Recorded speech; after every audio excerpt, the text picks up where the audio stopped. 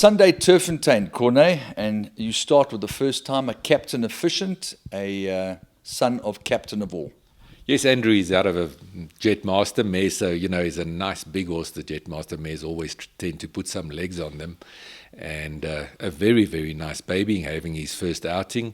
Not the weakest of fields, but a smallish field, and I really expect him to put up a good showing, and definitely include him in your bets. I was saying to Sean Terry the other day that eventually the blood starts to shine through, and hopefully that is the case with Global Heart, who's got a magnificent pedigree. I'm sure that you're still trying to find his best distance, but what do you expect on Sunday? Yes, Andrew, he's got a stunning dam line, but the form is not that stunning at the moment. First time out, we tried him over in 1160, always thinking that he'd go much further. And he actually ran a cracker of a race, couldn't get through, ran on very late and finished off his race very well.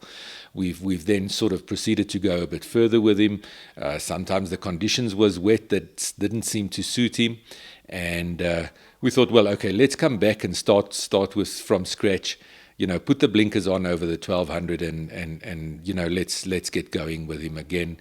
See whether we can see the repeat of his first run, hopefully with a clearer run, and then take it from there. He's a horse that could pop up. He showed us quite a bit at home, and like I said, the form's been a bit disappointing, but let's hope we can get him back to his best. Good news to hear. And then Drumskit, daughter of Skit Skizzle, she takes on some high-class fillies. Yes, we're throwing in the deep end in the Ruffian Stakes, Andrew. She's had one start for a fourth, pulled up shin sore after that, and this is her comeback run basically. I think the rest with the shins did her the world's good. You could see her sort of blossom and develop, and she's certainly come on quite a bit.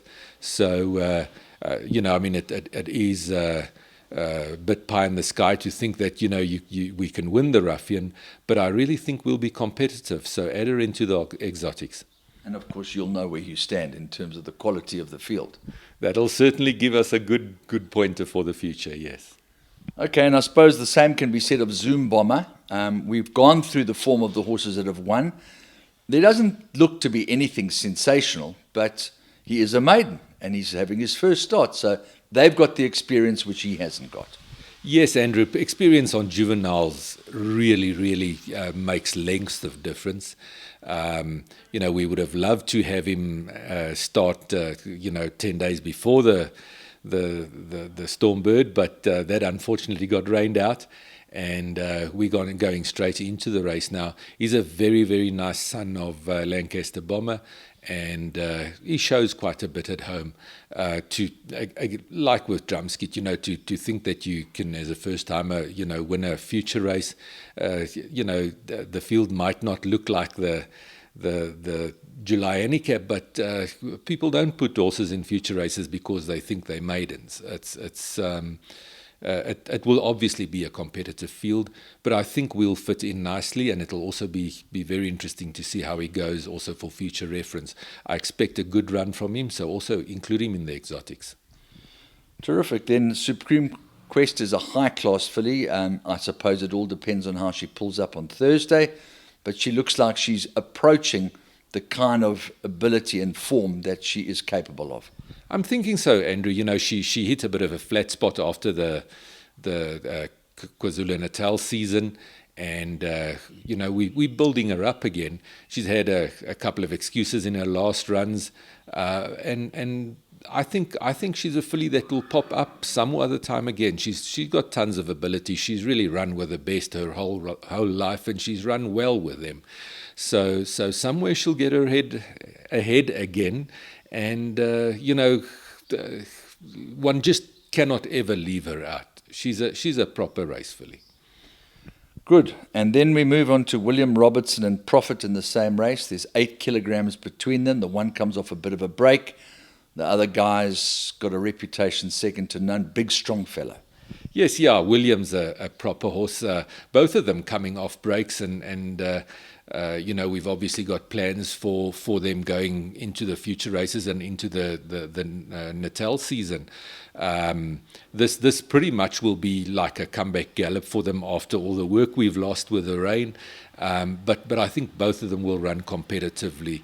The 8 kilos between them can really put them very close together. Both are decent horses, and they're probably, very close to the best horses in our yard. So I'm really hoping to see a good showing from them, and to sort of get the foundation laid for the season coming up.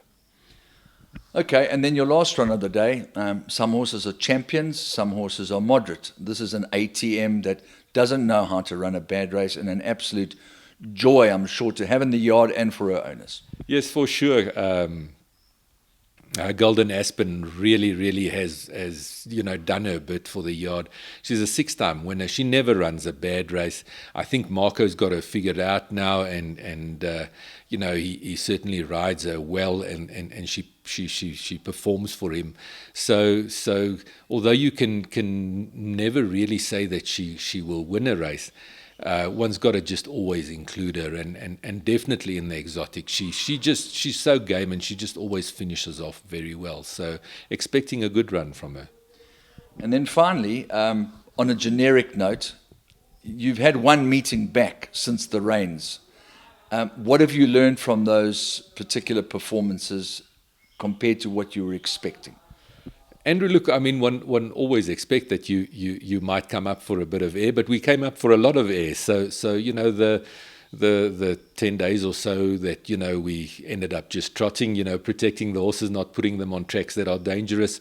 It does show, and but every horse is an individual, and some of the races were just run at funny paces and so on. So it's never an exact science. But yes, it's nice to be able to get some work in now again with the rains having let up, and we're looking forward to a very nice season coming.